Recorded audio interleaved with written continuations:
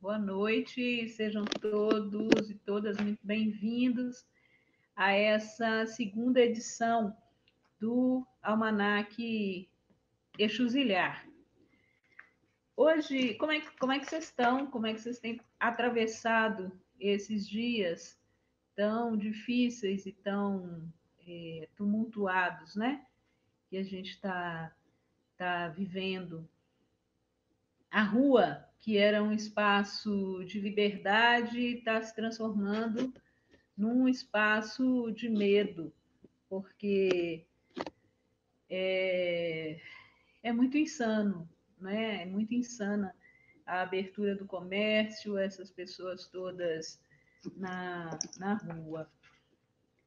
Aqui em São Paulo está assim, em Minas também, né? Em Belo Horizonte principalmente, em Salvador, no Rio de Janeiro. É uma coisa muito. Chega a ser desesperador, né? E a gente vai continuar conversando sobre a pandemia de Covid-19 hoje, com dois convidados muito especiais, que são o Marcos Fábio de Faria e a Raquel Lima. Eles vão nos falar, respectivamente, de Barcelona, diretamente de Barcelona, na Espanha, e de Coimbra, em Portugal. Eles vão nos falar como estão as coisas por lá, como eles têm visto e vivenciado a pandemia num lugar diferente do nosso. E num outro bloco, na verdade, no primeiro bloco, que esse será o segundo, nós vamos conversar sobre dramaturgia negra com o Marcos Fábio de Faria, com o Anderson Feliciano, com a Lu Maza e com a Soraya Martins, que eu vou apresentar devidamente quando nós formos conversar. Três fatos muito importantes para nós nessa semana que passou ocorreram, não é?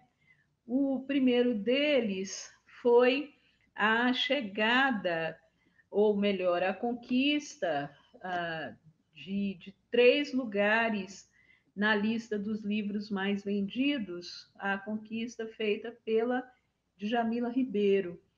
A Djamila ficou em primeiro lugar na semana passada, com um livro que é o Pequeno Manual de Antirracismo, né?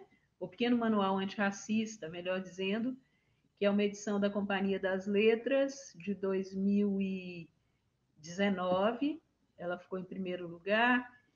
Ela ficou em quinto lugar com ela ficou em quinto lugar com Quem Tem Medo do Feminismo Negro, e em 10º lugar com O Que é Lugar de Fala. Quem Tem Medo do Feminismo Negro, também uma edição da Companhia das Letras. E O Que é Lugar de Fala, ou Lugar de Fala, só é uma edição da Pollen Livros, daqui de São Paulo. A Lisandra Magon de Almeida, que é a editora da Pollen Livros, ela disse em algumas entrevistas e comentários que ela acredita que se fossem contabilizadas as vendas, que são. A Pollen é uma editora independente. Se fossem contabilizadas as vendas que são feitas nas feiras de livros, no site da Pollen, ela acredita que o livro estaria melhor ranqueado, né? Então, nossas felicitações a Djamila Ribeiro por esse feito que é histórico. Eu tenho dito desde 2018 que a Djamila é o nosso maior fenômeno editorial depois de Carolina Maria de Jesus. E hoje eu acredito já que se esses números forem devidamente estudados e comparados, é matéria aí para os pesquisadores, né, do mundo editorial se debruçarem sobre. Provavelmente em território nacional, a Djamila já ultrapassou a nossa querida Carolina Maria de Jesus, né? É algo especulativo, e isso é fruto apenas de observação e pitaco, insight. É preciso que as pessoas se debrucem sobre os números para ver se isso se verifica ou não. Outra coisa muito importante para nós que aconteceu essa semana foi o aniversário de 100 anos de nascimento da escritora Ruth Guimarães, que é autora desse livro aqui, o Água Funda. Essa minha edição é deixa eu ver, é de 1949. É a segunda edição, vocês podem ver que o livro tá bem velhinho, carcomido. A Dona Ruth é uma escritora muito importante, paulista, que nos deixou há poucos anos, há coisa de 4 anos, ela faleceu, e ela publicou mais de 40 livros, fez traduções muito importantes do francês, né, para o português. Ela trabalhava um, com o mundo rural, né? As fantasias do mundo rural alimentaram muito a literatura dela e também o trabalho como tradutora que a dona Ruth realizou. Mais recentemente, de 6, 7 anos, no máximo 10 anos para cá, ela tem sido mais estudada, né? Nas universidades, as pessoas estão conhecendo melhor o trabalho dela. No YouTube, tem uma entrevista muito interessante com a dona Ruth. Ela participou de um programa do Rony Von, né? Que fez perguntas, um programa desses da tarde, assim, se a gente colocar no YouTube o nome dela e o nome do apresentador, a gente consegue chegar a esse vídeo. E ela estava, me parece, com 92 anos quando deu essa entrevista, e é algo muito vívido, muito intenso, que, que dá uma pequena amostra para a gente do vigor que essa escritora tinha. E um terceiro tema muito importante dessa semana foi o aniversário de 80 anos de vida da magnífica cantora Áurea Martins. Áurea, para vocês terem uma ideia, para quem não conhece Áurea Martins, ela ela é uma cantora, né? Para quem a Elisete Cardoso saía de casa para assistir Áurea Martins cantar na noite do Rio, para a gente ter dimensão do quanto essa cantora é esplendorosa. Ela foi homenageada pela cantora Tereza Cristina, que fez duas lives, uma ontem e outra no sábado, né, dias 13 e 14 de junho. Ela fez duas lives, a primeira delas com a presença da Áurea, que eu não ouvi essa, ouvi só a de ontem, com a presença da Áurea, que contou histórias da carreira dela, e a de ontem já foi com pessoas que ela recomendou, amigos dela, gente que ela gosta de ouvir cantar, e essas pessoas cantaram músicas do repertório dela, músicas que fizeram para ela. São duas lives muito bonitas, e é uma alegria grande ter a Tereza Cristina homenageando, puxando, né, as homenagens para a Áurea Martins em seus 80 anos de vida. Quando eu publiquei esse livro aqui, O Racismo no Brasil e Afetos Correlatos, um livro de crônicas que é de 2013, eu dediquei esse livro a 21 mulheres negras, entre elas a Áurea Martins. Então, esse livro aqui foi dedicado à Áurea. Eu queria dar umas dicas aqui. Essa história de, é, de quarentena, né? As pessoas perguntam muito o que é que a gente está lendo, o que é que a gente está assistindo, as lives que se tornaram um, algo que compõe, né, o dia da gente, seja como trabalho, seja como entretenimento.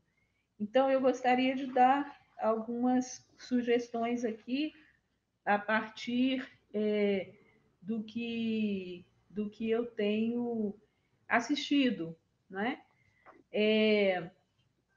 Há 2 semanas aconteceu o festival Iacurinchirê em casa. Foi nos dias 28 e 29 de maio. Quem quiser ver, consegue fazê-lo no IGTV. Esses 2 dias estão salvos lá. E foi um festival muito interessante de mulheres, né, percussionistas, que reuniu 16 mulheres negras percussionistas da Bahia, de várias cidades da Bahia, do Rio de Janeiro e de São Paulo.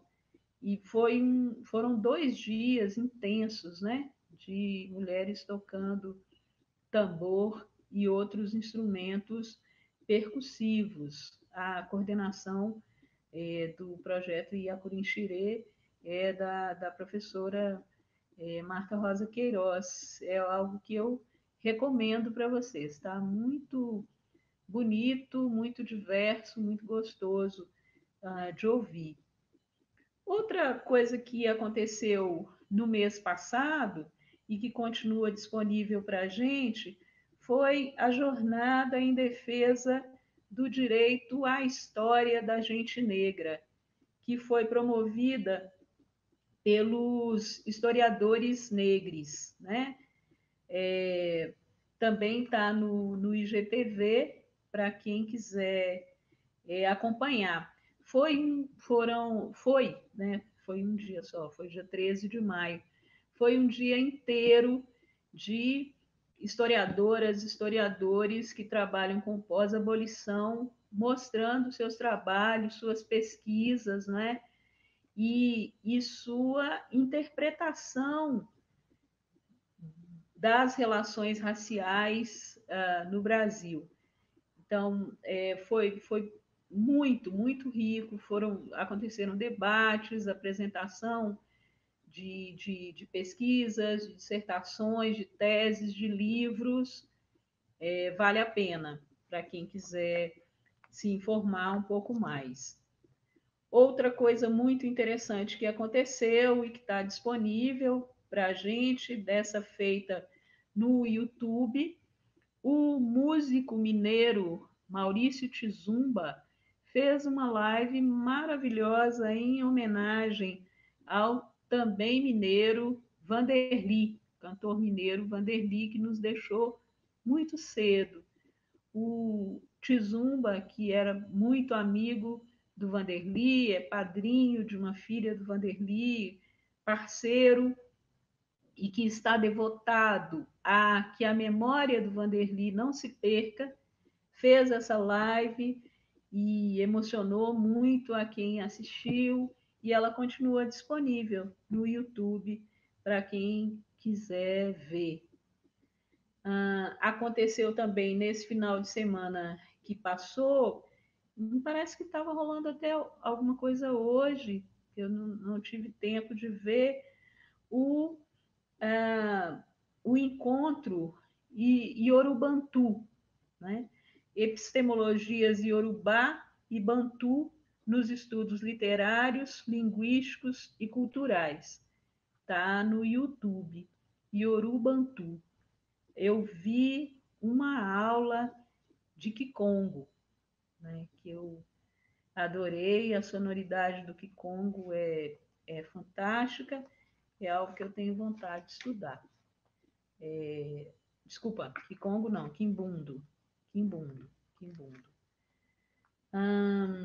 E a quinta sugestão está em curso, essas quatro coisas que eu mencionei, elas estão arquivadas e a gente pode acessar. E essa quinta que eu vou falar agora, ela está em curso, está acontecendo, que é o canal no YouTube, o canal Pensar Africanamente, que é encabeçado pela Silvania Euclênio, pelo Pedro Neto e pelo Pai Paulo. O Pensar Africanamente tem apresentado entrevistas, aulas, debates, e no YouTube, no canal do YouTube, vocês conseguem se informar sobre a programação da semana, ver os horários, né? E acompanhar, tem muita coisa boa acontecendo no Pensar Africanamente.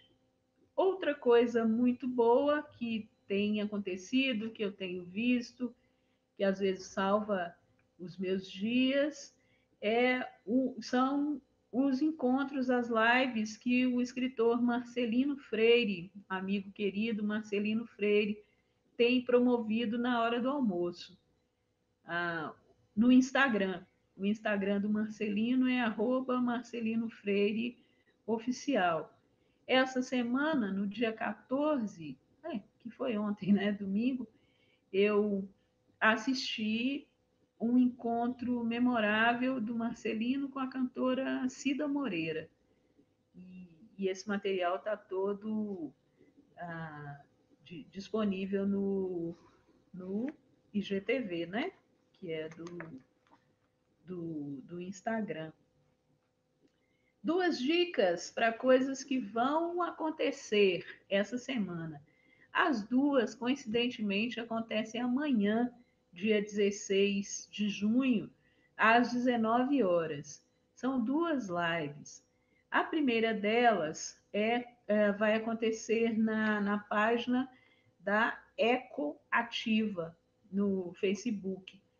E é uma live com a Bel Santos Maia, amiga querida do IBEAC, e o padre Mauro Luiz Silva, do Muquifo, outro amigo querido. Eles vão fazer uma live sobre civirologia. Civirologia, resumidamente, se tem, a gente faz. Se não tem, a gente faz do mesmo jeito. Ou seja, é uma conversa sobre as tecnologias que as periferias têm criado no Brasil e no mundo para se virar, para fazer as coisas acontecerem, independentemente das condições serem ideais. Acho que vai ser um papo muito interessante entre a Bel e o Padre Mauro. Eu tenho uma alegria muito grande de ter apresentado os dois em 2013, numa primavera de museus que a gente realizou no Muquifo, que é o Museu de Quilombos e Favelas Urbanos em Belo Horizonte, na barragem Santa Lúcia. No mesmo horário,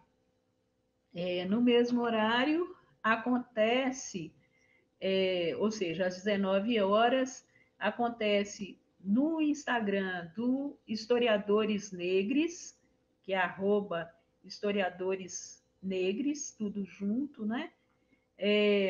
Acontece uma conversa entre o historiador Carlos da Silva Júnior e a historiadora Josimeire Alves Pereira, amiga querida de Belo Horizonte, da barragem Santa Lúcia, né, doutora em História Social pela Unicamp. Acontece um debate sobre memórias da escravidão e liberdade, patrimônio e racismo. A gente acompanhou aí nessa última semana a derrubada, né, pelo povo, pelas pessoas do povo, de várias estátuas, de várias representações em pedra, cimento, etc., de heróis da colonização, né, da exploração de seres humanos. É uma oportunidade boa para a gente conversar com a Josimeire, a Josi, sobre essa temática. Então, ficam essas duas dicas para amanhã, dia 16 de junho, ambas às 19 horas. A gente vai precisar escolher. Sobre o meu trabalho literário, eu tenho algumas notícias também para vocês. O podcast Põe na Estante, que é um podcast muito legal, tem lá arquivado um debate sobre um Exu em Nova York, que é o meu livro de contos. E eu fiz uma leitura para esse podcast sobre o livro e, e, no, e fui convidada a indicar um livro para ser comentado num outro momento. E eu fiz, né, participei do grupo que comentou o livro Estela Sem Deus, do Jefferson Tenório.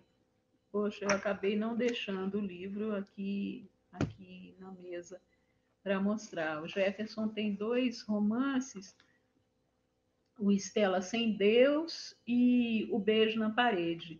Eu recomendo muito a leitura de ambos. E o Estela Sem Deus foi discutido pela gente nesse podcast. Outra notícia é que o clube de leitura Pretaria Black Books escolheu o meu hashtag Parem de nos Matar como livro do mês. Então, estou bem feliz com essa escolha e o site do pessoal da Pretaria Black Books é www.pretaria.com.br e aí as pessoas recebem o livro com os mimos que o pessoal do clube prepara. É um negócio bem legal. E é um clube de literatura antirracista, né? É bem interessante.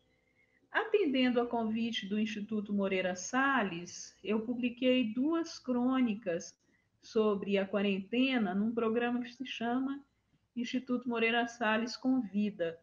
Essas crônicas foram O Fantasma de Guayaquil e a outra foi Necropolítica versus Tecnologias Ancestrais de Produção de Infinitos. As duas estão disponíveis no site do Instituto Moreira Salles, é só vocês clicarem no meu nome lá. E, por fim, no mês de julho, eu vou ministrar um curso na Escrevedeira Centro Literário, aqui em São Paulo, mas é a localização da Escrevedeira. Mas é um curso online e que se chama Literatura de Autoras Negras Publicadas no Brasil Contemporâneo. Ah, quem tiver interesse, pode se inscrever lá na Escrevedeira. Eu não sei se vai dar para passar a sinopse aí, Joana. Se não der, eu não vou ler, não, porque tem mais coisas aqui para falar e vai tomar muito, muito tempo. Se der, você. Tá, beleza. Se der, vocês vão ver a sinopse aí. Se não, vocês procurem depois quem tiver interesse, no site da Escrevedeira. E, por fim, a gente está preparando a segunda edição de 2 livros meus que estão esgotados. O Sobreviventes, que é um livro que saiu pela Palas, e o Margem, Reinventa os Rios, que saiu pela Selo Povo e que agora vai sair pela Oficina Raquel, as duas editoras do Rio de Janeiro. Eu vou falar muito rapidamente aqui do que eu tenho na fila de leituras para a gente passar para os nossos convidados e convidadas. O filme tá certinho aí, Jana, para ver se eu chamo aqui daqui a pouquinho ou não. Na fila de leituras, eu tenho 4 livros que eu recebi recentemente. Tem o Vila Sapo, do José Faleiro. José Faleiro é um cronista de mão cheia, um escritor do Rio Grande do Sul, né, de Porto Alegre. E eu fiz um contato com o Faleiro para comprar o livro e ele, de maneira muito gentil, me presenteou com esse exemplar. E eu mandei para ele também um exemplar do Exuzilhar, que ele queria ler, está aqui na minha fila de leituras. Outro livro, e a editora é a Venas Abertas, que é de Belo Horizonte. Esse livro aqui é de uma autora que é da Paraíba e que vive no Tocantins, leciona lá na Universidade Federal do Tocantins, que é a Glória Azevedo. Querida Glória Azevedo, eu conheço a poesia da Glória, vou conhecer agora a prosa, um livro que se chama Oficina do Vagaroso Tempo. É um título bonito, né? Eu vou conhecer agora os contos da Glorinha. Tem um outro livro que é da querida Tatiana Nascimento, que é esse aqui. Tem um título grande, 7 notas sobre o Apocalipse ou poemas para o fim do mundo. É um livro de poemas da Tatiana Nascimento, que saiu pela Garupa, que é uma editora do Rio de Janeiro. E por fim,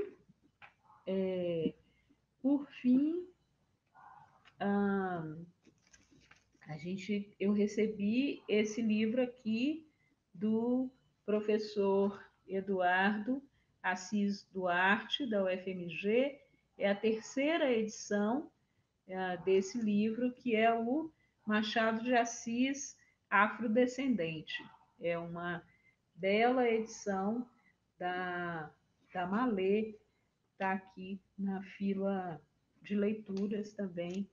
O professor Eduardo Assis, de maneira muito gentil, mandou esse livro.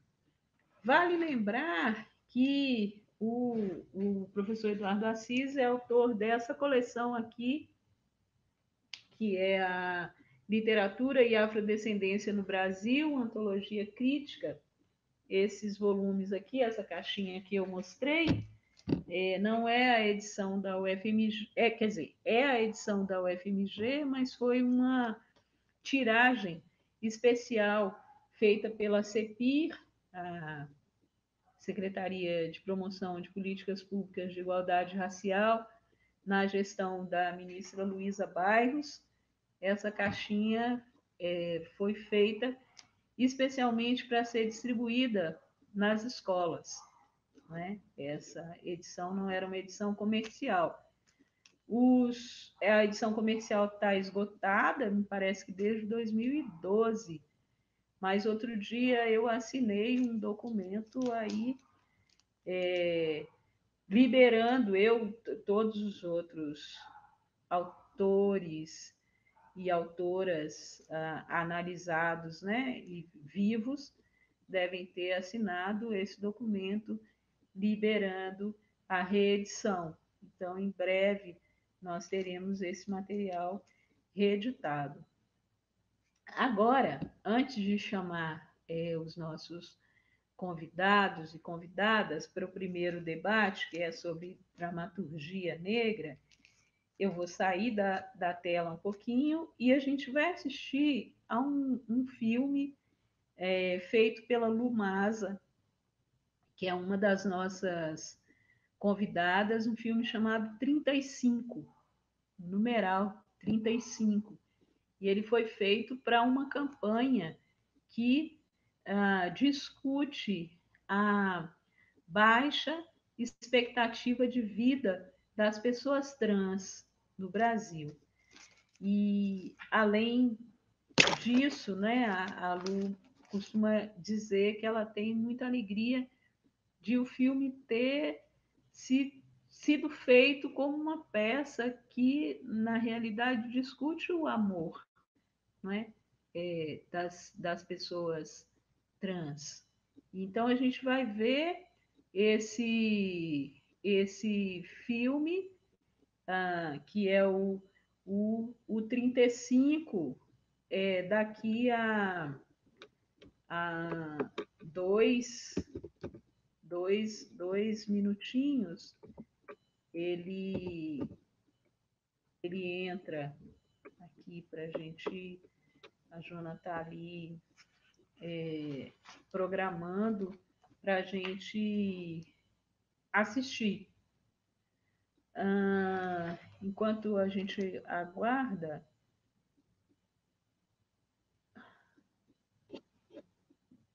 espera aí, gente, só um pouquinho, deixa eu ver.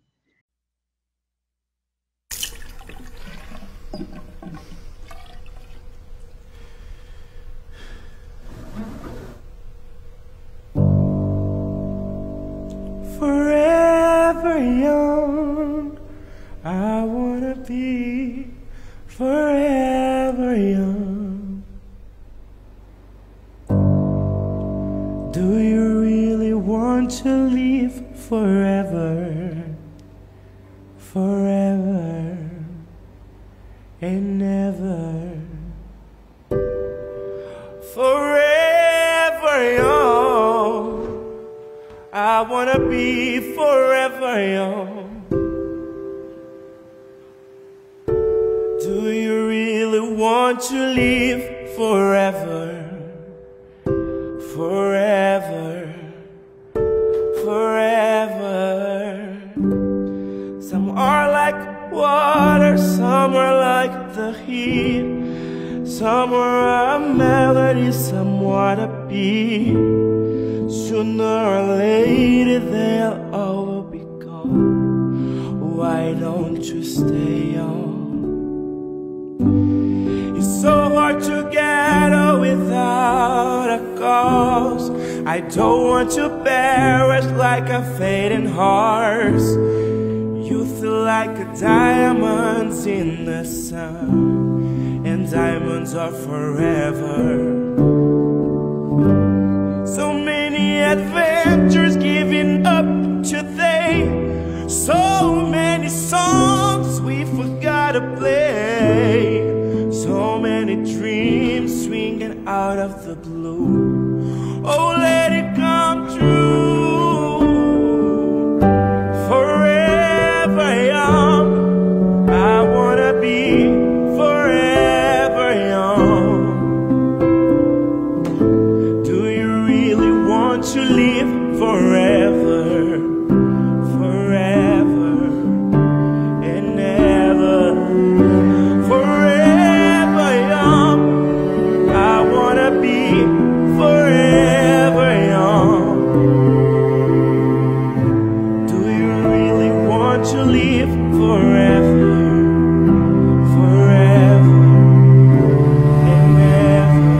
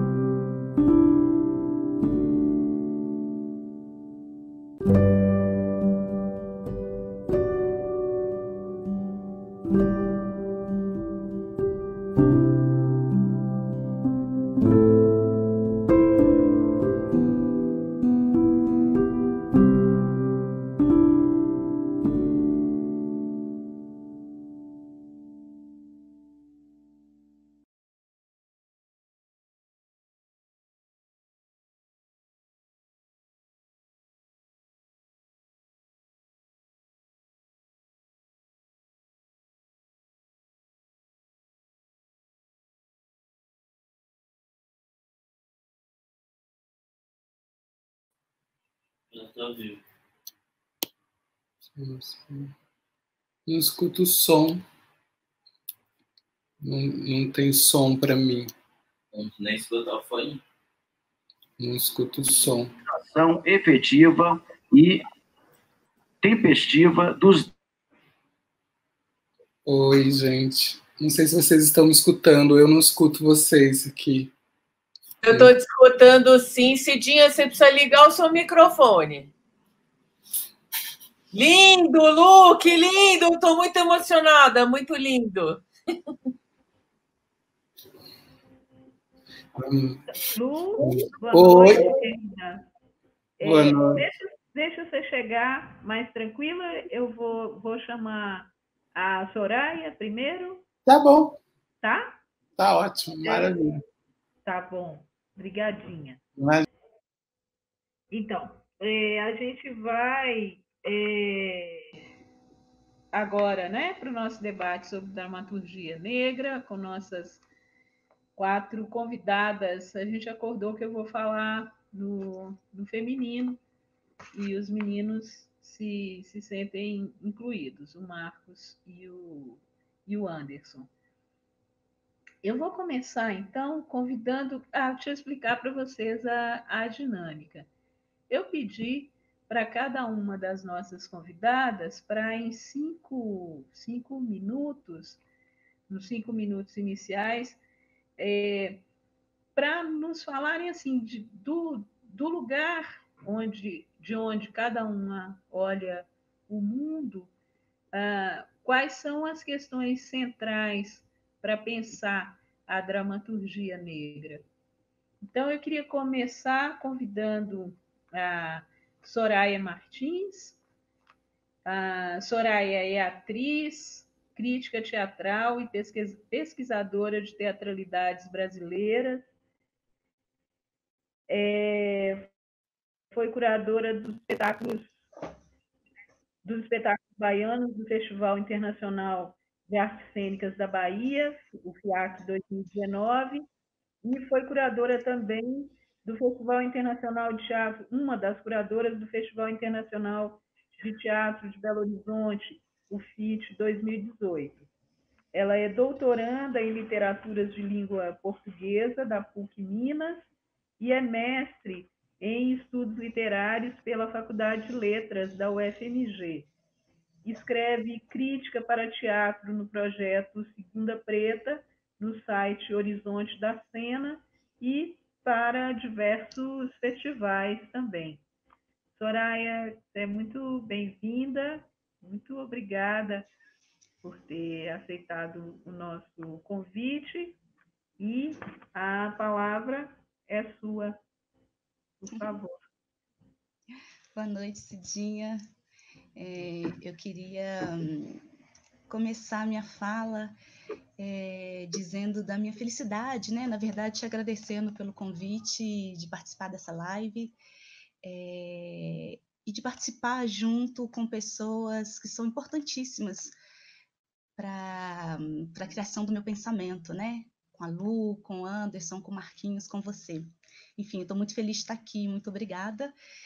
E dizer, né, nesses 5 minutinhos de fala, que exatamente a minha fala vai ser pautada a partir da pesquisa que eu estou desenvolvendo no doutorado, e que eu vou defender no final do ano, né? E o título da minha pesquisa é Dramaturgias Contemporâneas Negras, um estudo sobre as várias possibilidades de pensar, ser e estar em cena. E nessa pesquisa, Cidinha, eu entendo dramaturgia no plural, né? Dramaturgias que vão dizer da não distinção entre o texto escrito, a dramaturgia, e o texto performativo, o que é levado para a cena, né, com cenário, figurino, música, iluminação, etc. Então, dramaturgias contemporâneas negras designam uma criação que não expande, mas explode essa diferença, que vai pensar o texto escrito e o texto performático junto, né? E junto principalmente da memória, da lembrança, do esquecimento, do silêncio, dos cheiros e das imagens. Ou seja, dramaturgias que designam a orquestração de palavras, sons, luzes, sombras, máscaras, totens, ritmos, paisagens, que se fazem presentes nas poéticas contemporâneas negras, em que o texto dramático, o escrito, né, não subordina os outros signos da cena.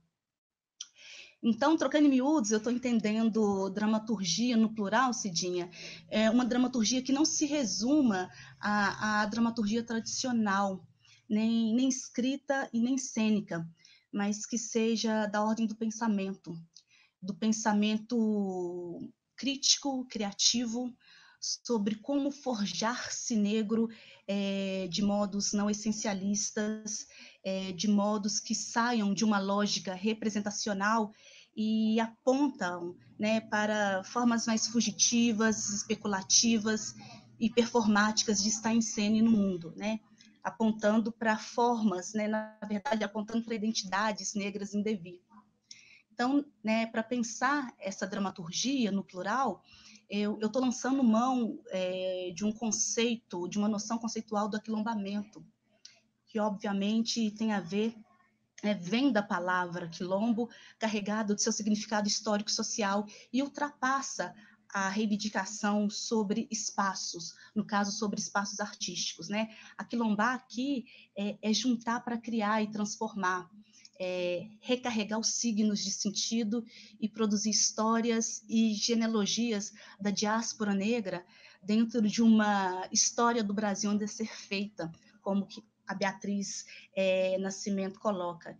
Então, nesse sentido, nessa perspectiva, aquilombamento, eu penso esse aquilombamento, né, como uma morada, mas não no sentido fixo e permanente do termo, mas como um ponto de ancoragem no movimento, no trânsito e na travessia.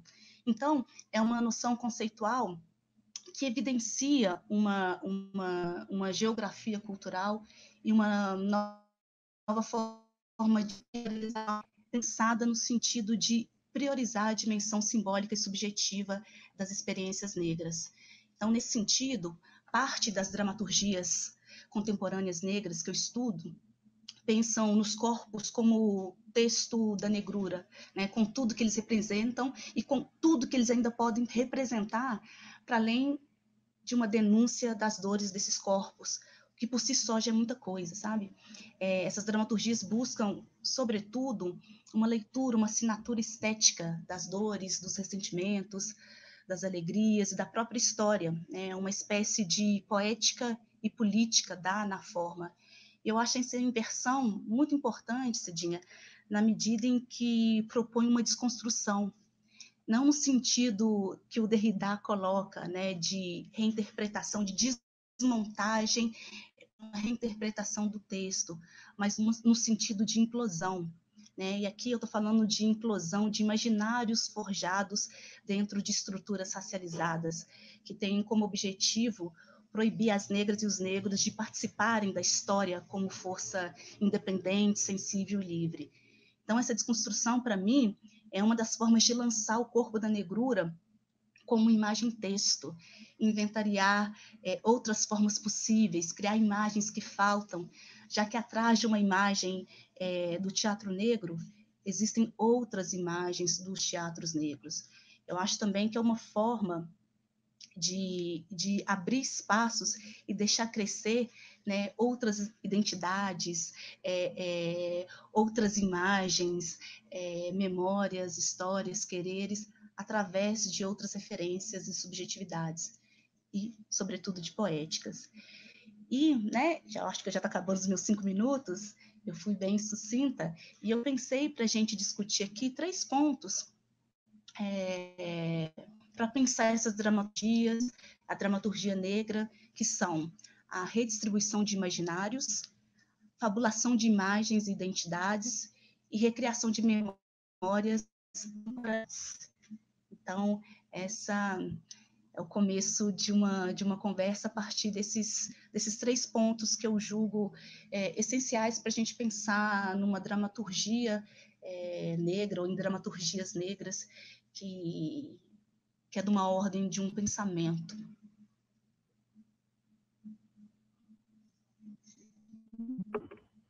Maravilha, querida, muito obrigada. Você pode repetir o 3º ponto, por favor? O 3º ponto, Cidinha, Sim. É recriação de memórias e temporalidades. Tá, recriação de memórias e temporalidades. Massa demais, muito obrigada. Temos aqui muito material para conversar. Obrigada. Sim, sim. Daqui a pouco te chamo de volta. Tá bom. Obrigada. Agora, a gente vai chamar, agora que ela já está mais estabelecida aí conosco, vamos chamar a nossa querida Lu Maza. A gente viu o filme 35, que é da Lu. A Lu, deixa eu te apresentar aqui, Bela. A Lu é dramaturga, diretora e atriz. Suas peças estão publicadas na coleção Primeiras Obras, no livro Teatro e na antologia Dramaturgia Negra. Ela colaborou com os Sátiros e com o Coletivo Negro, que são grupos de São Paulo. Entre alguns dos seus espetáculos destacam-se Carne Viva e Kiwi. Criou e dirigiu a obra Transtopia, sendo a primeira diretora trans convidada pelo Teatro Municipal de São Paulo e a primeira roteirista trans da TV brasileira, com a série Sessão de Terapia do Globoplay, que está no ar, a gente pode ver. É roteirista do Curta 35, que a gente teve a graça, a alegria de ver, que é um curta premiado internacionalmente. Lu, seja muito, muito, muito bem-vinda e obrigada por você ter aceitado o convite da gente. A gente sabe que você não está curtindo muito esse negócio de live e abriu uma exceção para a gente. Muito, muito obrigada e a palavra é sua. Ô, Cidinha, boa noite. Boa noite para todo mundo que está assistindo a gente. Obrigada pelo convite. Eu acho que é o tipo de live que não dá para não estar. Afinal de contas, é esse aquilombamento, né? Se encontrar nessa enxuzilhada com mulheres e homens pretos tão potentes, né? Para pensar um pouco da nossa poética e também, eu acho que da nossa profissão, né? Eu tenho pensado muito também, não só na dimensão poética, mas também na dimensão prática, né? Da nossa profissionalização, né? Da nossa inserção, de fato, no teatro brasileiro, né? E pensei um pouco nos pontos, quando você me perguntou, né, me pediu para pensar alguns pontos para a nossa conversa, justamente nesses 2 polos que para mim precisam caminhar juntos da dramaturgia negra, do teatro negro, que é a poética, a construção da arte, mas também o entendimento, o encaminhamento para também a forma mais potente de construir esse trabalho do ponto de vista comercial também, né? E também que tenhamos, através da arte, uma transformação econômica das nossas, dos nossos, né? Não só a transformação poética que a arte já nos traz, né? Então, pensando nesses 2 caminhos, primeiro, o que me vem muito forte é o que eu carrego por ser uma mulher, por ser preta e por ser trans, que é a interseccionalidade. Eu não consigo pensar um teatro negro que não seja também um teatro trans, não consigo pensar um teatro trans que não seja também um teatro negro, não consigo pensar nesse teatro negro e trans que também não fale os positivos e as positivas, e a PCDs, ou seja, eu não consigo vislumbrar uma real dramaturgia negra, um real teatro negro que não seja interseccional. Então, essa, para mim, é a primeira grande questão que me atravessa e que eu acho que deve atravessar o teatro que a gente tem feito, né? E, do ponto de vista poético, eu acho que, primeiro, um processo de decolonizar o nosso teatro, né? Porque a gente vem, obviamente, de uma referência eurocêntrica de teatro, né? Uma linguagem baseada no textocentrismo, né? No classismo, quer dizer, e isso muitas vezes não vai dar conta do nosso material humano e artístico. E a gente fica, então, presas a essas referências, né, que a gente tem né, colonizadas. Então, eu acho que decolonizar também essa dramaturgia negra é muito importante, através dessa busca, né, da pesquisa histórica de novas referências, da construção de novos imaginários, né, para que a gente consiga realmente fazer um teatro que nos contemple não só no conteúdo, mas também na forma, né? E nesse sentido, eu vou para outro ponto que também me parece muito importante, que aí eu acho que eu começo esse diálogo entre a poética e a profissionalização, enfim, as questões mais laborais, aí, que é também encontrar essa liberdade, né? O teatro negro, a dramaturgia negra, também precisa ser libertos, né? Libertos culturalmente de uma obrigatoriedade de abordagens políticas que muitas vezes engessam e inviabilizam a criação de vários autores que, porventura, não tenham a pesquisa direcionada para esse caminho, né? Eu, por exemplo, pesquiso muito sobre gênero e raça, eu escrevo sobre isso, a minha ficção é sobre isso, porque essa é a minha pesquisa, não porque eu sou preta ou porque eu sou trans, né? Então, ter a liberdade de que autores pretos possam escrever, criar livremente, né, com essa poética que não está necessariamente ligada a uma política objetiva, também me parece algo que a gente tem cada vez mais que conquistar, né?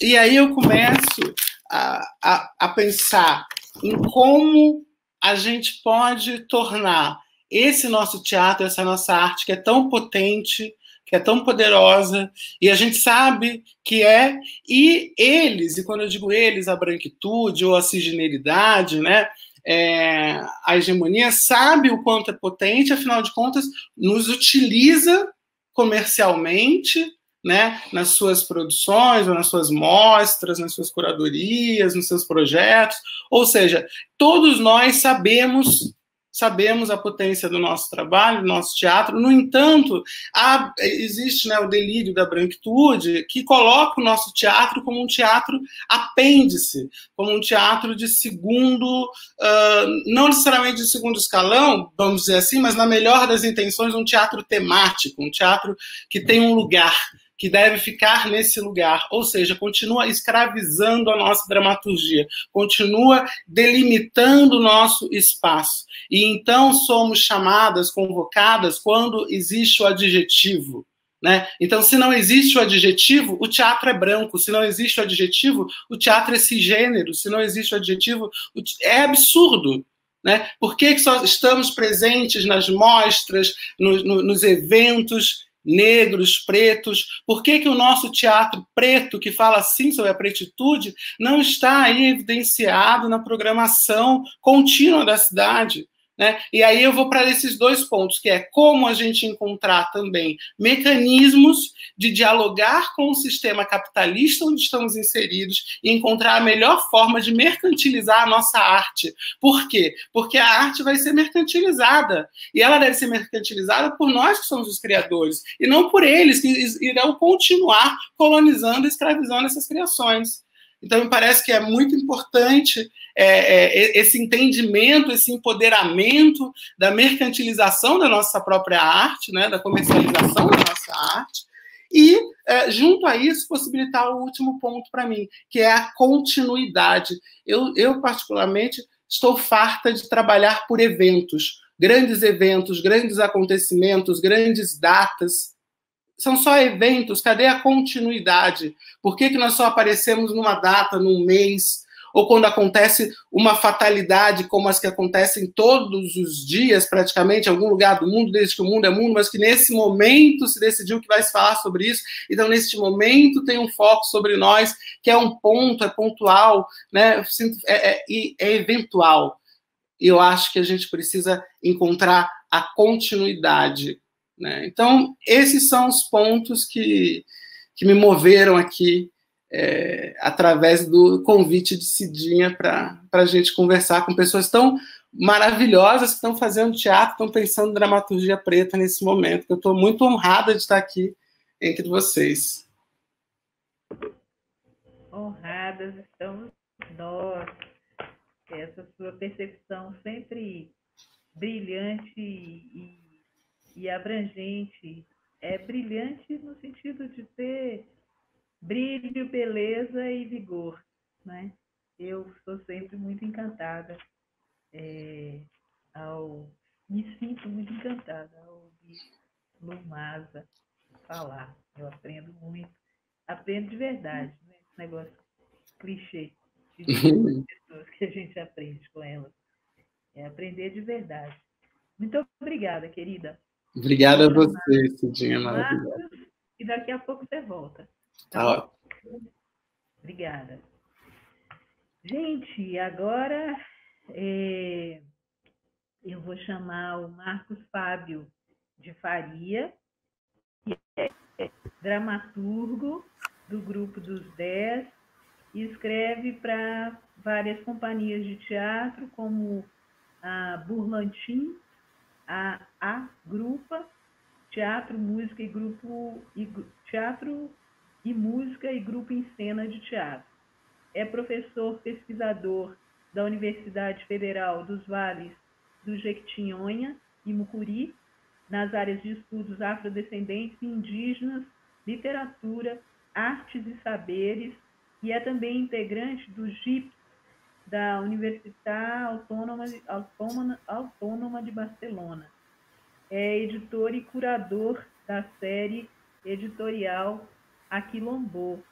O Marcos está aqui desde cedinho, foi o primeiro a entrar na nossa sala de vídeo e pacientemente está nos esperando aqui, porque eu acabei mudando a ordem e ele não entrou primeiro, como eu havia anunciado nos bastidores, mas ele é muito generoso e compreensivo e entende as minhas atrapalhações aqui também. Então, Marcos, seja muito bem-vindo, querido, e a palavra é sua. Boa noite. Eu que agradeço por esse convite maravilhoso. Tá com uma autora que eu publiquei, que eu adoro desde sempre. Escutar minhas colegas, minhas amigas, que eu admiro imensamente, né, gente? Isso é um privilégio estar aqui escutando. E desde o início, então não tem nenhum problema. Então, a Cidinha fez um convite para falar sobre um pouco da dramaturgia negra, e eu entendo pela minha formação, pela minha experiência como ator, e depois que eu deixei de ser ator e passei a trabalhar somente como dramaturgo, né, e como professor também, e na situação de professor em que eu me encontro, onde eu me encontro, eu não consigo, por exemplo, perceber a arte como que não seja uma arte política. Então, eu acredito que todas as ações são políticas e são, de certa forma, ativistas. A questão é sobre o que está sendo o ponto do ativismo, né? Então, dentro da minha criação como dramaturgo, sobretudo dentro do Grupo dos 10 e dentro dos outros grupos que eu trabalho, eu tenho uma relação muito determinante para mim, que é a relação de como se produz políticas negras a partir do discurso artístico, né? Isso vem atravessando todo o processo do meu trabalho, que passou talvez pelo texto mais importante que eu escrevi, que seja Madame Satã, que eu escrevi junto com o Rodrigo, com o meu grupo. E essa perspectiva tem tudo a ver com o que eu acredito sobre o que se faz com a arte negra, né? E para mim o mais importante é como que a gente consegue criar uma empregabilidade para artistas negros, que é por isso que tem todo esqueci a palavra, todo esse arsenal que nós acabamos criando com o Grupo dos 10, né, que são os eventos, o Fórum Permanente das Artes Negras, o Aquilombô, a própria editora, porque a gente acredita que há um caminho em que a gente trabalha, que é como se constrói essas políticas. Obviamente que parece um pouco tocar sempre no que sempre toca, né?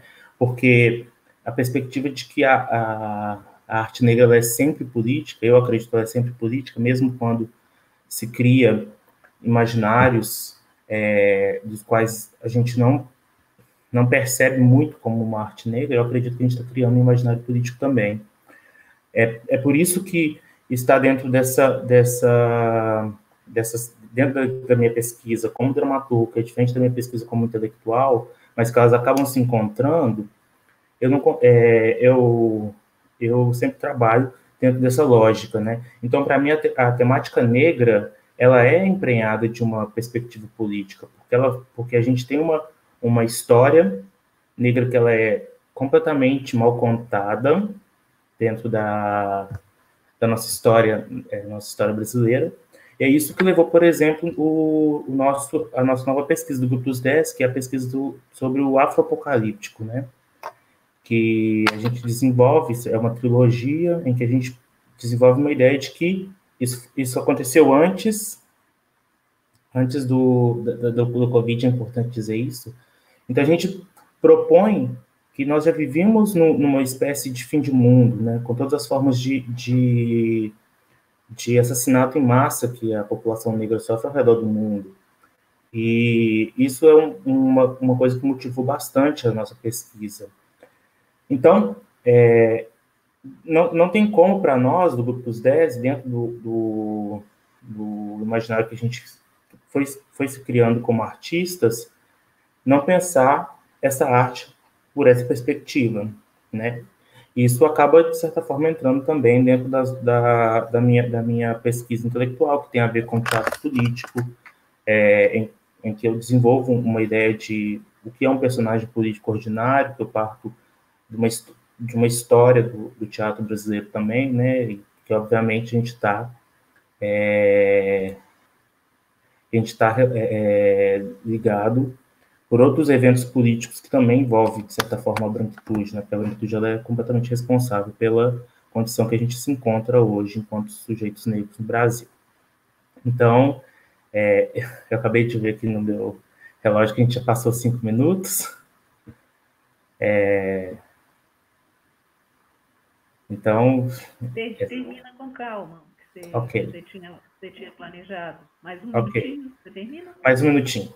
Então, obviamente que influenciado pelo pensamento da Cidinha, né, nós desenvolvemos 2 pontos de pesquisa dentro do Grupo dos 10. Primeiro, o que é da ação musical dramatúrgica, em que a gente tenta buscar uma sintaxe comum entre canto, entre a música, o corpo e o texto, para desenvolvimento do nosso trabalho.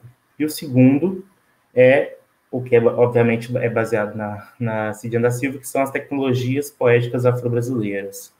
E a gente vai buscar uma forma de expressão teatral do corpo e do fazer artístico e do estar em cena dentro das tradições brasileiras. Não necessariamente que a gente vai fazer essas tradições em cena, a gente vai utilizá-las como potenciadores das histórias que a gente deseja contar. E isso está presente em todos os nossos espetáculos e, de certa forma, está presente também em todos os trabalhos que eu faço como dramaturgo, independente se seja temática negra diretamente, né, que é uma temática negra diretamente, né, que isso é um ponto que a gente precisa discutir também, mas isso está sempre presente na minha dramaturgia e nas minhas pesquisas também. Acho que é isso. Joia, Marcos. Muito obrigada, viu? Já Nada. a gente te chama de volta. Ok. Para a gira completa. Todo mundo sentadinho aqui. Obrigada. Bom, agora nós vamos convidar o querido Anderson Feliciano.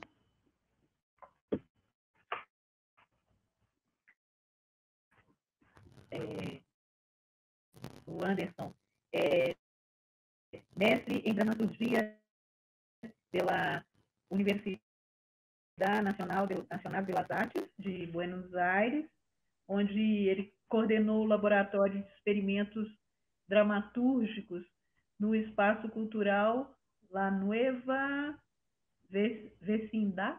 Depois você pronuncia direito, Okay. por favor.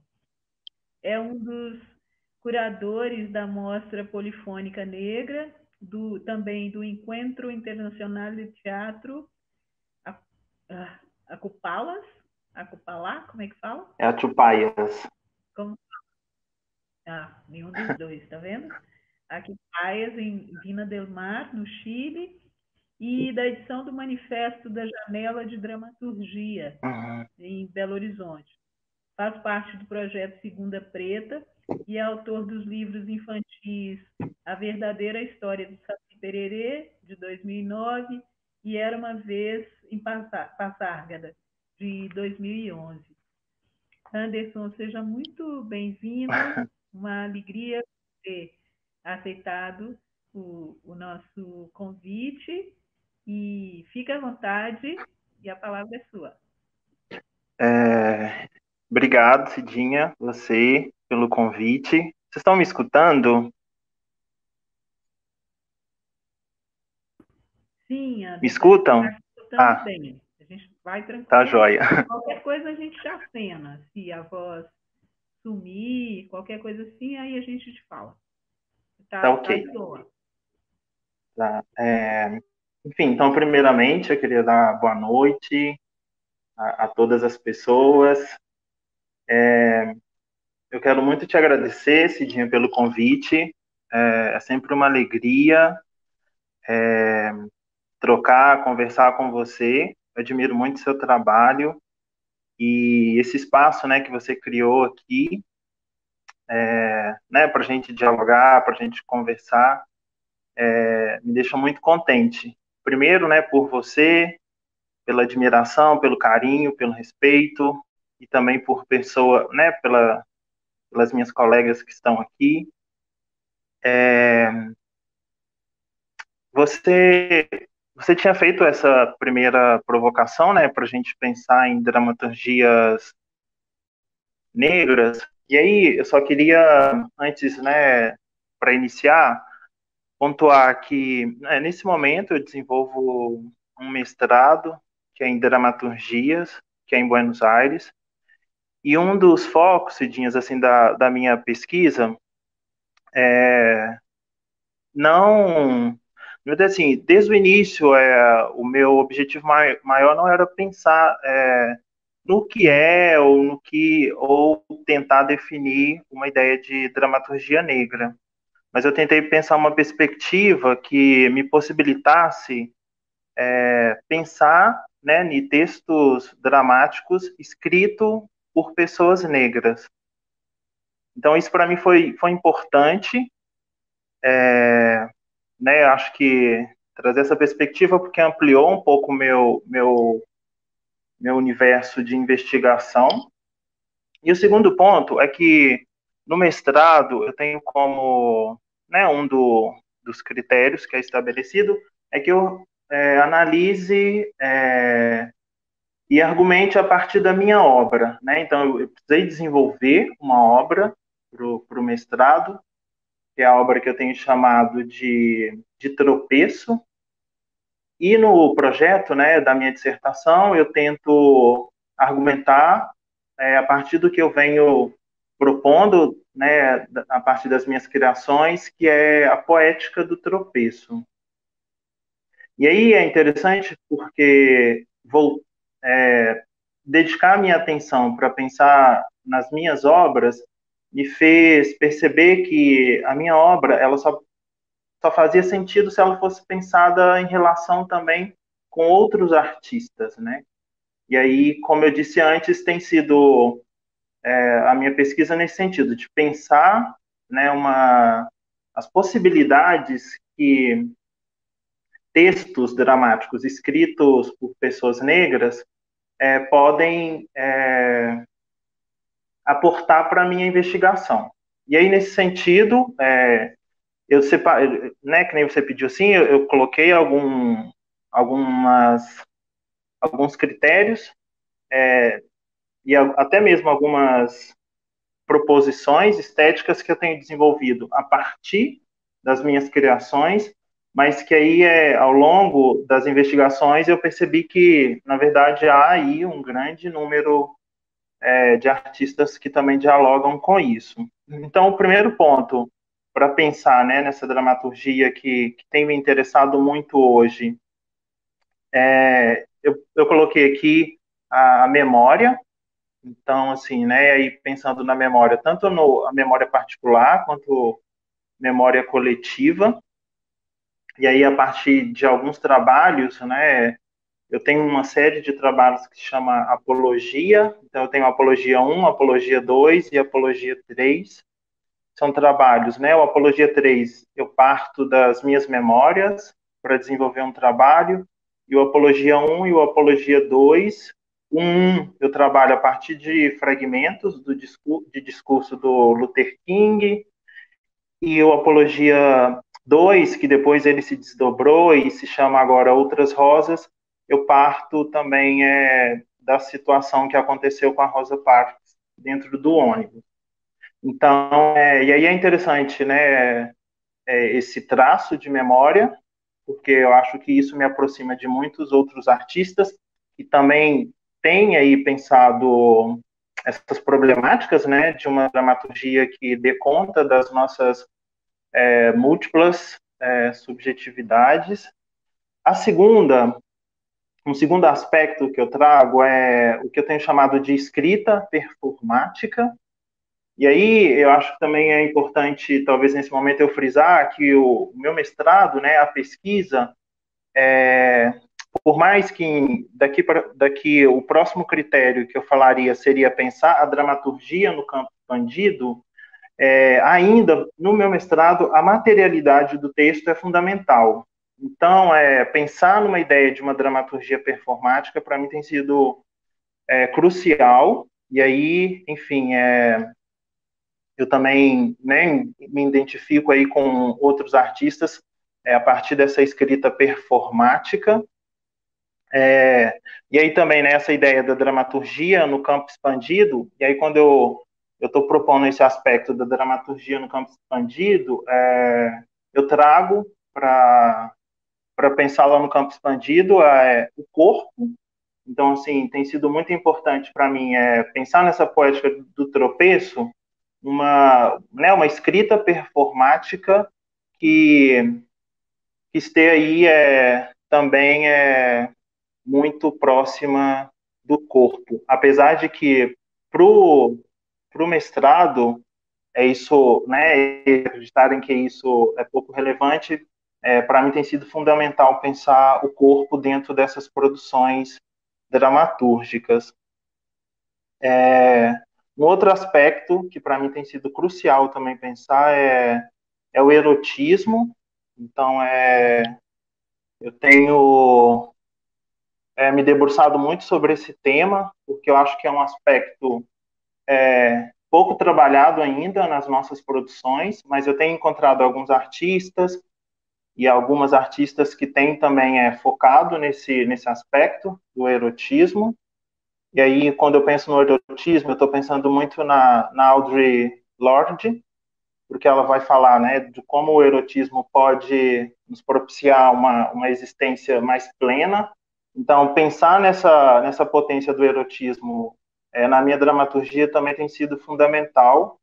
Eu sou um pouco, vou falando muito, então eu não sei do tempo, Cidinha, mas aí eu vou colocar esse último aspecto, que é o que eu tenho colocado como deslocamento, trânsito, né? Então, assim, os últimos 5 anos da minha produção, ele tem sido construído em movimento. Eu tenho tido a oportunidade de me mover muito nesses últimos 5 anos. Então, esses escritos que eu tenho pensado, essa poética que eu tenho chamado de poética do tropeço, está muito aliado a essa ideia de movimento, né? E aí, para mim, o movimento tem sido importante porque tem me permitido também me relacionar com outros artistas da diáspora. Então, eu assim, eu me movi muito pela América Latina. Então, me relacionar com artistas afros, né, da diáspora aqui latina, para mim foi fundamental. Então, pensar esse trânsito, para mim também tem sido muito importante. Então, eu vou colocar esses aspectos aí para a gente ir conversando.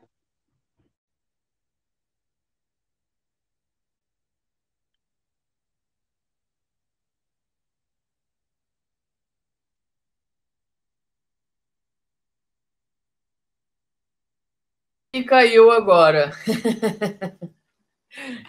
Acontece. A Cidinha caiu, vamos esperar ela voltar. Eu estava aqui, primeiro agradecer muito que a gente possa estar fazendo essa discussão tão qualificada aqui. É uma honra para os jornalistas livres poder receber vocês. Eu queria aproveitar, eu estava fuçando aqui nas redes sociais, tem coisas muito lindas, acho que eu poderia mostrar alguma coisinha, enquanto a Cidinha não entra de novo na sala, se vocês concordarem. Claro. Legal. Okay. Então, eu vou fazer uma exibição muito rápida, eu passei o que eu achei aqui, tá? E vai ser tudo muito bacana aqui, tá? Para a gente mostrar para o público.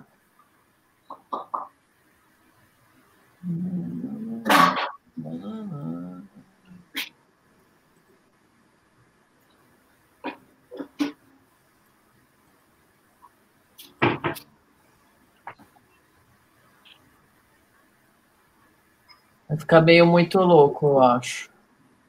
Espera aí. Ficou meio muito louco. Deixa eu fazer de um outro jeito. Cidinha voltou. Não deu tempo, gente. Tudo bem, Cidinha? Voltou? Estão me ouvindo? Está meio congelada a sua imagem, mas acho que sim. Mas estão me ouvindo? Sim, bem baixo. Está um pouco baixo, se puder falar um pouquinho mais alto. Tá, o microfone está... Tá, melhora assim? Melhora. Ótimo. Bom, mas eu não vou falar muito mesmo, né? Eu quero agradecer, Anderson, por essa intervenção tão rica aí para o nosso debate e dizer para vocês o seguinte: a gente está com um tempo mais curto do que eu havia sido previsto inicialmente, porque a gente se estendeu um pouquinho. Então, a gente vai ter, na real, uns 25 minutos de conversa. Mas essa primeira parte, para mim, é especialmente importante, essa que vocês apresentaram os pontos centrais para esse debate, porque esse material fica registrado, né? As pessoas vão pesquisar, vão se alimentar disso, a partir disso, dessas sugestões de vocês, dessa orientação de vocês, elas vão buscar outras coisas. Então, eu considero que a gente fez essa primeira parte que foi muito importante para o que é o objetivo do Almanac Exuzilhar. Então, muito obrigada a vocês todas. Então, é isso. A gente vai ter um tempo curtinho de conversa, porque a gente daqui a pouco tem o segundo tema. Eu vou começar perguntando para a Lu, ver se ela nos fala bem rapidinho, assim, vamos tentar ser mais sucintas para dinamizar, né? Para todo mundo conseguir falar. Eu queria te perguntar, Lu, sobre um trabalho específico. Eu ouvi numa entrevista falando desse trabalho que você fez no Municipal, né, para o Municipal de São Paulo, e que a princípio parece que você tinha sido convidada para escrever uma personagem trans, e não sei se acho que é esse trabalho, e que você, então, disse: tenho a chance de fazer isso, eu vou trazer o máximo de pessoas que eu consiga. Eu quero colocar mais gente no palco, mais mulheres trans, né, ou mais pessoas trans, não só uma personagem. Eu queria que isso está muito ligado com o que você falou sobre trabalhabilidade, sobre condição de comercialização do nosso trabalho a partir da nossa perspectiva e feito por nós mesmas, gerando recursos para a gente. Então, eu queria que você contasse a história desse rapidinho, a história desse trabalho e falasse um pouco dessa perspectiva. Sim, o Transtopia foi uma obra encomendada pelo Teatro Municipal para integrar um programa sobre feminismo, sobre um futurismo feminista. E quando eu recebo o convite, a princípio seria para desenvolver uma cena com poucas intérpretes em cena por uma questão de orçamento. E aí eu, numa negociação muito aberta com o gestor do teatro na ocasião, o Hugo Pozzolo, falei, não, então eu aceito, mas eu quero poder colocar em cena um maior número de travestis, um maior número de mulheres trans, e aí a gente conseguiu reconfigurar o espetáculo, a participação delas em outras cenas do programa, a gente conseguisse ali adequar o orçamento para ter o maior número de mulheres trans trabalhando, para ter o maior número de mulheres trans em cena. Muitas delas pretas, além de mim na criação, a Malca, compositora também, e 10 atrizes, então, participaram desse espetáculo do Transtopia. Foi um pouco essa a lógica, quer dizer, como incluir o maior número de pessoas que já estão à margem, né? Então, a partir de uma oportunidade que eu recebo enquanto criadora, enquanto diretora, como incluir o maior número de pessoas também na execução desse trabalho.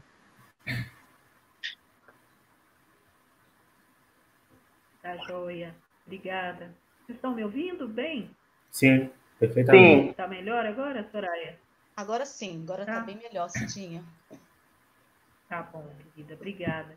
Marcos, juntando aí com o que Lu acabou de nos contar, no Madame Satã, que você disse que talvez seja o seu texto mais... Qual foi a expressão que você usou? Mais conhecido, talvez. Satã, mais conhecido, né? Houve uma situação de substituição de ator, né? Conta como foi isso para a gente, o que foi que aconteceu? Então, quando a gente fez o processo de montagem do Madame Satã, para nós era muito importante que a personagem Primorosa que desse a tônica do espetáculo. E a personagem Primorosa, ela é uma personagem trans, né? Apesar que o Madame Satã, ele se chamava travesti dentro de uma perspectiva de ser travesti quem quem se vestia como se fosse uma drag queen hoje para fazer shows, né? Então, o que aconteceu é que no processo, obviamente que pela nossa ignorância, e a gente não teve no nosso processo de montagem uma personagem trans. Porém, dentro desse período nosso de, né, que a gente está desde 2015 em cartaz, então em 2016 a gente leu um manifesto que foi muito importante, que foi determinante para a gente mudar toda a nossa percepção sobre o espetáculo, que era o manifesto contra o transfake. Obviamente a gente teve uma vergonha, a gente ficou super envergonhado e a gente tentou ver como que a gente poderia mudar isso, e a gente convidou a Júlia, que é uma atriz trans super talentosa, que hoje substitui hoje que faz Madame Satã, e apesar que em São Paulo quem fez foi uma outra atriz maravilhosa, que é a Vita Pereira, e isso levou também a gente ao grupo a uma aproximação do movimento de pessoas transexuais. Por isso que, por exemplo, dentro do Aquilombô, a gente tem uma preocupação muito grande, né? Por exemplo, em ter uma representatividade trans, né? Como acho que você chegou a ver, né? Que a gente teve, por exemplo, uma artista plástica que teve sua primeira exposição. A gente teve vários intervenções trans, teve a Carol. Então, a gente tentou se aproximar o máximo possível que a gente pôde do ativismo trans, como parceiros, né? O que a gente poderia fazer como parceiros. E a entrada da Júlia foi muito importante, inclusive, para descobrir a transfobia que nós tínhamos, e que a gente sempre consegue ver, por exemplo, o racismo do outro, o machismo do outro, mas a gente não consegue ver, por exemplo, a nossa transfobia. Isso foi fundamental, porque como que a personagem que dava a tônica do espetáculo, né, que fazia toda a costura do espetáculo, era feita por um homem, sabe, fazendo um transfake. Então foi fundamental para a gente, para essa mudança, porque a gente leu esse manifesto. E, de fato, esse manifesto ele se tornou tão importante para mim que eu comecei a dividir com outras pessoas. Por exemplo, um amigo meu, que é um homem trans mexicano, a gente traduziu esse texto para apresentar na tese dele, por exemplo, agora uma tese sobre psicologia social no México, porque realmente ele fez uma mudança daquilo que estava na nossa cara e a gente não conseguia perceber, né? Nossa ignorância mesmo. Não sei se eu cheguei a responder. Sim, obrigada. Por nada. Soraya, queria te fazer uma pergunta em relação à curadoria, essa atividade de curadoria. Recentemente, a revista Alzira publicou uma listagem, né, de 25 autores negros, autores e autoras negros do teatro brasileiro. E já se desculpando, porque as listas são sempre problemáticas, né? Pessoas ficam de fora, nunca são suficientes, né? E eles fizeram um esforço grande de confecção dessa lista. E eu, quando li, fiquei muito frustrada de não ver pessoas como o Anderson Feliciano e o Marcos Fábio de Faria listados, elencados ali, né? A gente está nessa lista, né, Lu? O nome da gente está lá. A Lu tem esse trabalho dramatúrgico em conteste e eu considero que eu me senti envergonhada de estar lá e de não estarem o Anderson e o Marcos. E entendo bem porque eu estou. Não porque eu diminua de alguma forma o meu trabalho em relação ao trabalho deles, mas me parece que tem uma série de articulações que uma série que faz com que a gente esteja em uns lugares e outras pessoas tão ou mais importantes do que a gente não estejam. Eu queria saber um pouco a sua percepção sobre isso, não é? A partir dessa experiência consistente que você tem construído como curadora na área de teatro, de dramaturgia.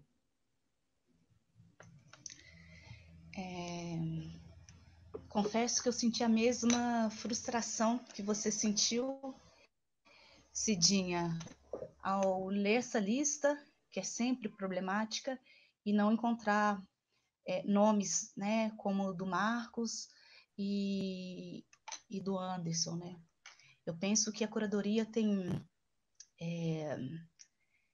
essa curadoria, especialmente, que é muito baseada no livro da Funarte, né, sobre dramaturgia negra, se eu não me engano bem, a maioria das pessoas que compõem essa lista fizeram parte desse livro, né, pela Funarte. Eu estou até aqui com ele aqui do meu lado. E eu também acho aquele portal Melanina Digital, né? Oi? O portal Melanina Digital também eles consultaram. Sim, eles consultaram esses dois, né? Essas duas iniciativas, né? E eu penso que tem muito a ver, por exemplo, pensando na dramaturgia negra, né? No livro, né? Que tem muito a ver com um lugar que a Lu também coloca, que é a gente pensar em descolonizar São Paulo. Pensar em outros lugares,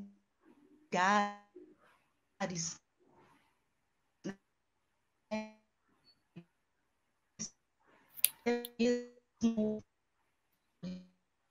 Um lugar de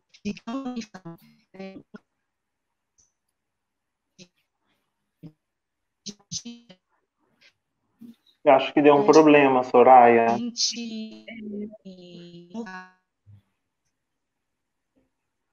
Soraya, seu som não está chegando bem para a gente. Acho que travou. Olha, a Soraya, para a Soraya ali um pouquinho, vamos esperar para ela voltar. Enquanto isso, Lu, o que você pensa disso? Estou aqui, vocês me escutaram? Também da sua experiência como curadora. Oi? Voltou. Soraya, depois voltou. a gente te chama, então. Claro. Então, eu não sei até que parte pegou, mas eu acho que passa por pensar... Quando você estava falando de São Paulo, foi a última palavra que a gente ouviu nitidamente. E até pensar, quando o Lu coloca, né, esse lugar de descolonizar pensamento, as práticas, também passa por um lugar de descolonizar São Paulo, como um centro, também algumas hierarquias aqui dentro no Brasil. E eu acho que cada vez mais, quando eu penso nesse assunto,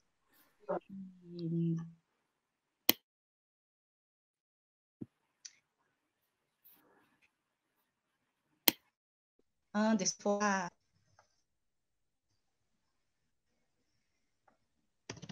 Oi?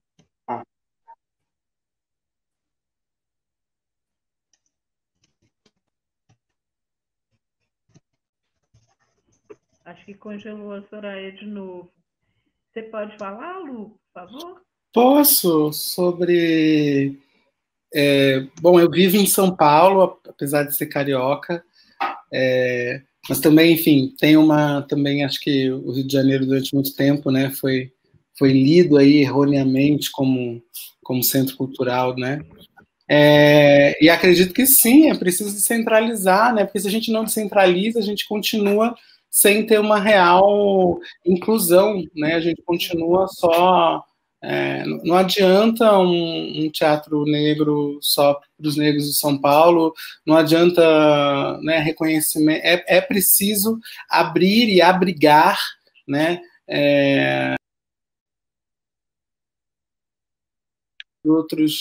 sabe, outros movimentos, e isso ainda é muito difícil, né, de ver acontecer, né, seja numa lista, seja onde for, acaba-se ainda recorrendo a aqueles profissionais que têm uma maior visibilidade, porque estão em centros que têm maior número de imprensa ou qualquer coisa do tipo, né. É preciso sempre pensar em como abrir esse canal e criar pontes, né, que possibilitem, quer dizer, que colaborem para que esse acesso seja mais fluido, né, entre todos nós que estamos aqui, né.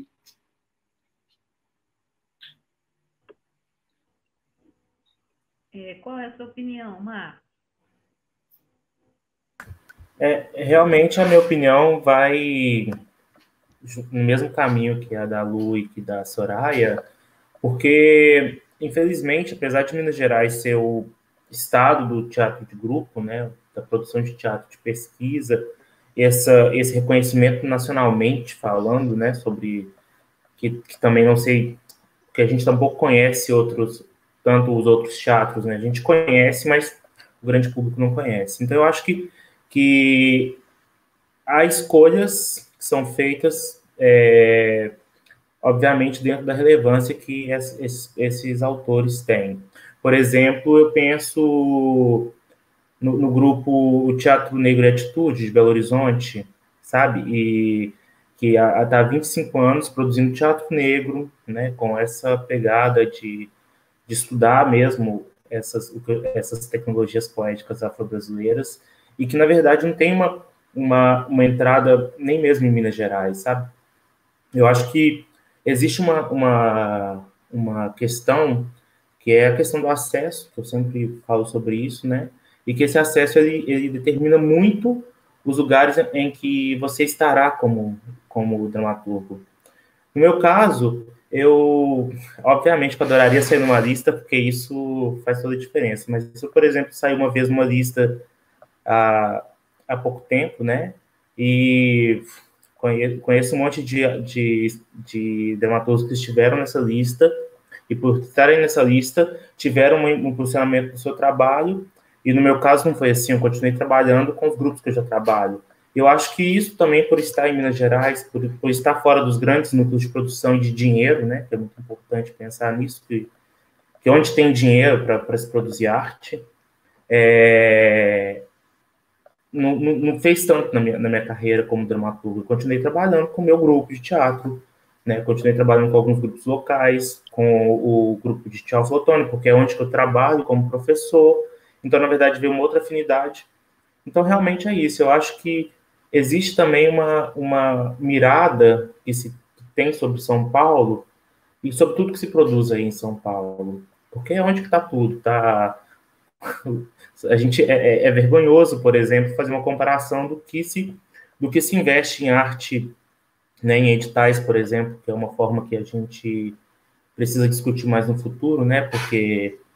Mas é absurdo fazer uma comparação do dinheiro que Minas Gerais tem para a arte com o dinheiro que São Paulo ou Rio tem para a arte, né? Então, acho que é exatamente por esse mesmo caminho. Então, essas listas elas estão pautadas realmente saíram 2 listas faz pouco, né, sobre os dramaturgos brasileiros, uma geralzona e uma de teatro negro, e que eu acho maravilhoso, porque a Cidinha, a Cris e a Johnny e a Lu estão em todas, e assim, isso é maravilhoso, porque são lugares que a gente não estaria faz pouco, né, isso já é uma conquista enorme para nós, porque eu acredito muito que nós vamos trabalhando nossos próprios acessos, né, que é uma tecnologia quilombola mesmo, de sobrevivência entre os nossos. E eu acho que eu não estar nessa lista, mas vocês estarem já é maravilhoso, porque, de certa forma, a gente está interligado num monte de outros trabalhos. Mas eu acho que é exatamente isso, é o lugar que a gente se encontra, né? São Paulo é realmente o lugar onde que estão todos toda a mídia está virada para lá no teatro. A gente está finalizando. Ai, a Soraya ia chamá-la. Bom, enquanto... Eu estou por aqui. Tá aí, Soraya? Sim, Tá. eu só então, desliguei. Conclui pra gente. Então, eu queria, né, na verdade, né, toda curadoria parte de uma escolha. Óbvio que várias pessoas, né, grupos, enfim, no caso da dramaturgia, autores e autoras ficariam de fora, mas eu fico tentando pensar como esse estudo de curadoria para esses autores, para esses textos, se deu, né? Quais os critérios. Eu fico muito interessada, né, nesse lugar que vem antes, justamente como um trabalho de curadoria, né, um trabalho de pesquisa, e que é isso, né? Curadoria é pesquisa. Eu ainda penso curadoria ainda mais pensando em curadoria de listas de espetáculos, né? Pensando basicamente também na curadoria do FIT, por exemplo, de como a curadoria é um lugar também para a gente fissurar poderes, fissurar e imaginários, né? Então, eu fico tentando muito entender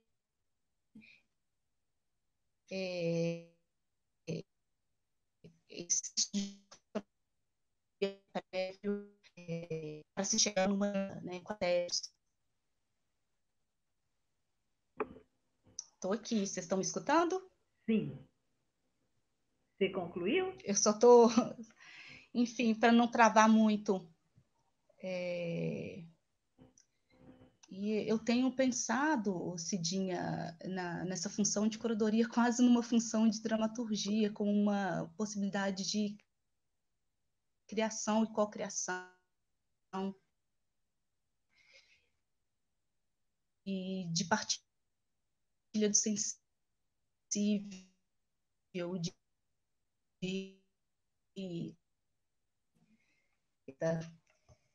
de redistribuição.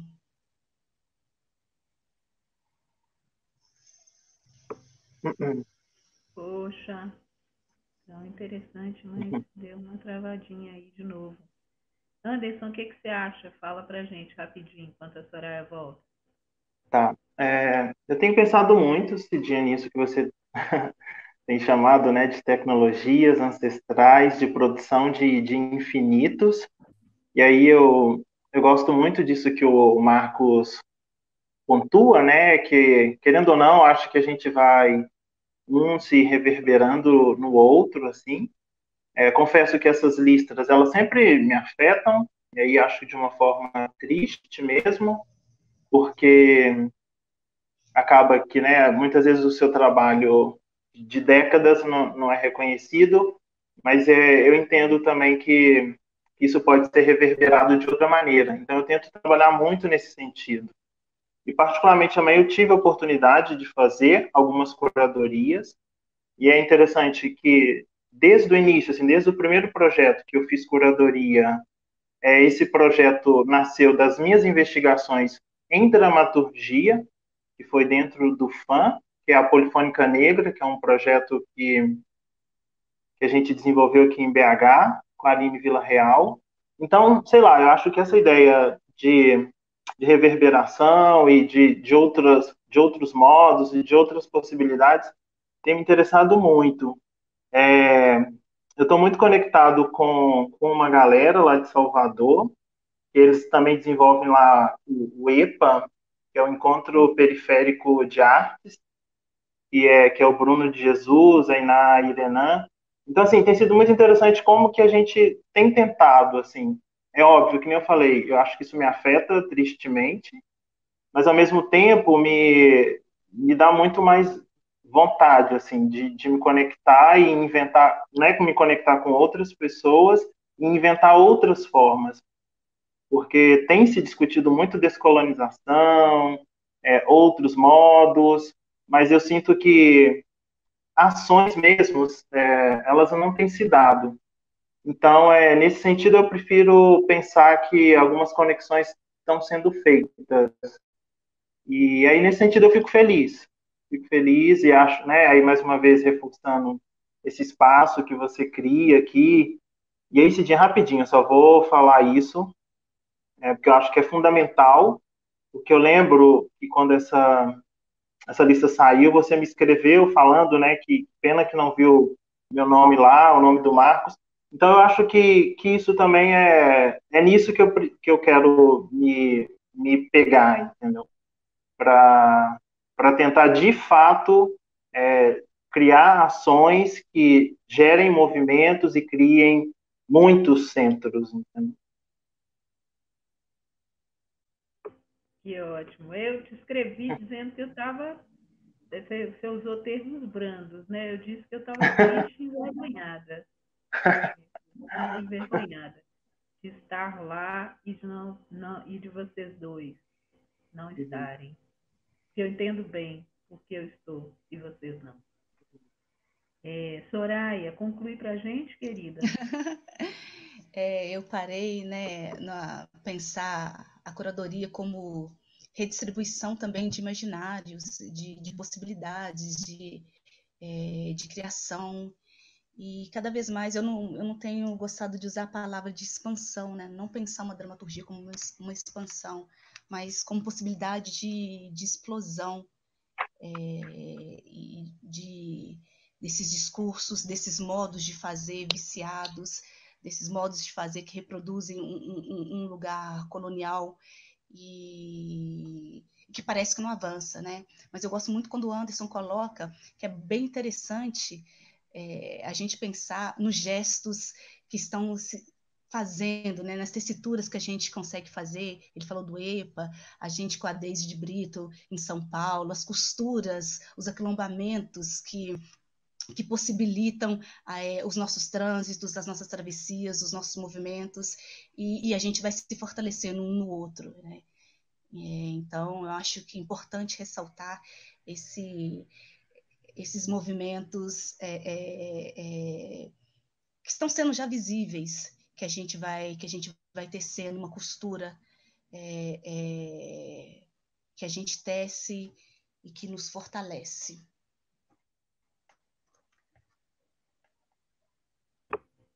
Tá ótimo, gente. Eu vou agradecer a cada uma de vocês pela disponibilidade para essa conversa, né? Por terem trazido ideias tão ricas. A gente quer mesmo proporcionar um espaço de fruição do pensamento.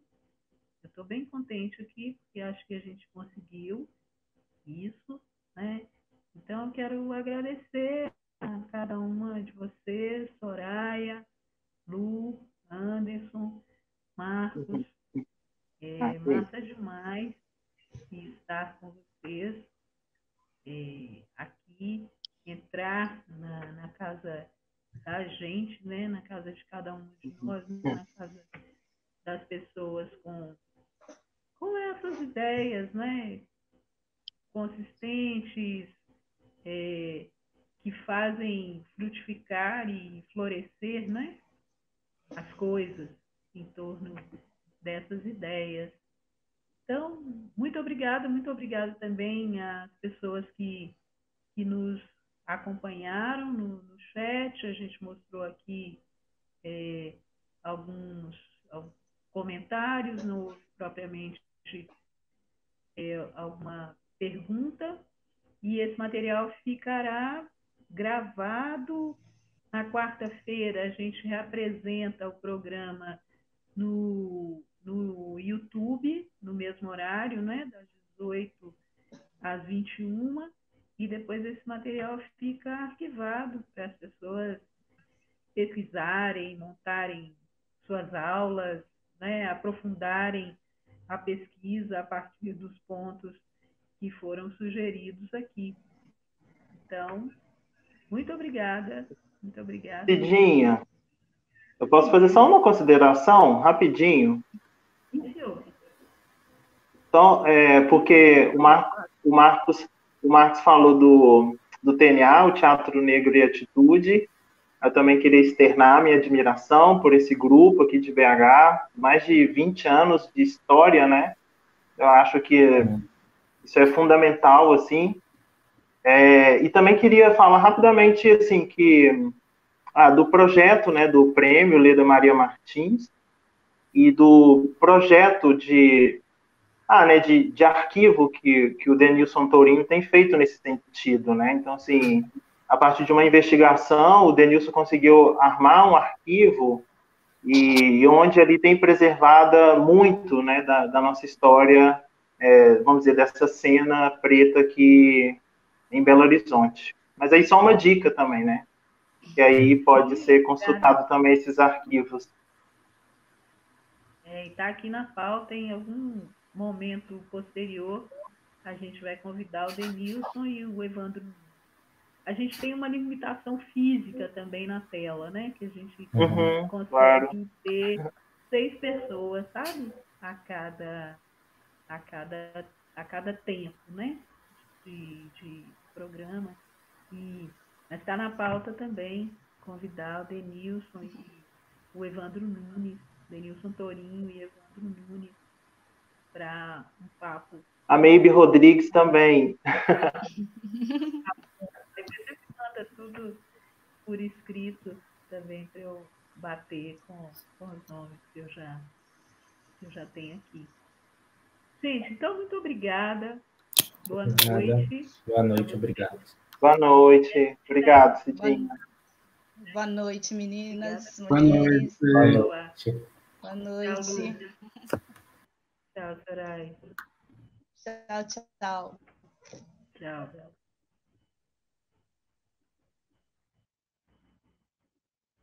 Estamos aqui. Curtiram? Viram que moçadinha legal? Que a gente nem sempre encontra, né? Nos lugares todos. A gente tem que ir em lugares específicos para encontrar algumas pessoas que têm tanto a dizer para a gente, tanto a dizer para todo mundo. Nós vamos agora